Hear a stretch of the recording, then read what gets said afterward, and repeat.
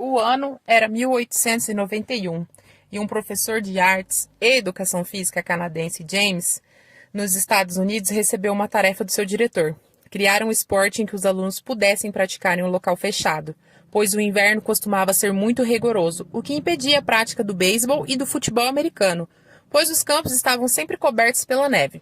Então, após muitas reflexões, James pediu a um funcionário que trouxesse 2 caixas para serem pregadas na parede. O funcionário não encontrou as caixas, mas trouxe 2 cestos de pêssegos que foram pendurados na sala de ginástica. Então, a partir daí, o professor criou 13 regras que constituíram um jogo chamado por ele de bola ao cesto. Então vem a pergunta: quando o basquetebol chegou ao Brasil? Os alunos gostaram tanto desse jogo que foi se espalhando pelas escolas e associações cristãs de moços do mundo todo e chegou ao Brasil em 1894, já com o nome de basquetebol. Então vamos lá, qual é o objetivo do jogo? O objetivo desse jogo é simples, é marcar ponto na cesta da equipe adversária. E simultaneamente evitar que ela marque ponto na sua própria cesta, e sempre respeitando as regras do jogo. A equipe que obtiver mais ponto no final desse jogo vence.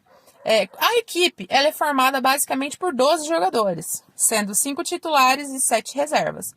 E são geralmente usados no basquete 3 posições, que são os alas, pivôs e armador. Na maioria das equipes a gente pode ter 2 alas, 2 pivôs e um armador, depende da equipe. E esse tempo, qual é o tempo do jogo? O tempo do jogo, oficialmente pela FIBA, que é a Federação Internacional de Basquetebol, são de 40 minutos, divididos em 4 períodos iguais de 10 minutos cada. Então vamos aprender agora um pouco sobre a Hortência, uma ex-jogadora de basquetebol brasileira, considerada uma das maiores atletas femininas desse esporte. Ela foi a melhor jogadora da Copa do Mundo da FIBA de todos os tempos de 2018, entrou para o Hall da Fama de basquetebol feminino nos Estados Unidos em 2002 e depois ela também foi premiada em 2005.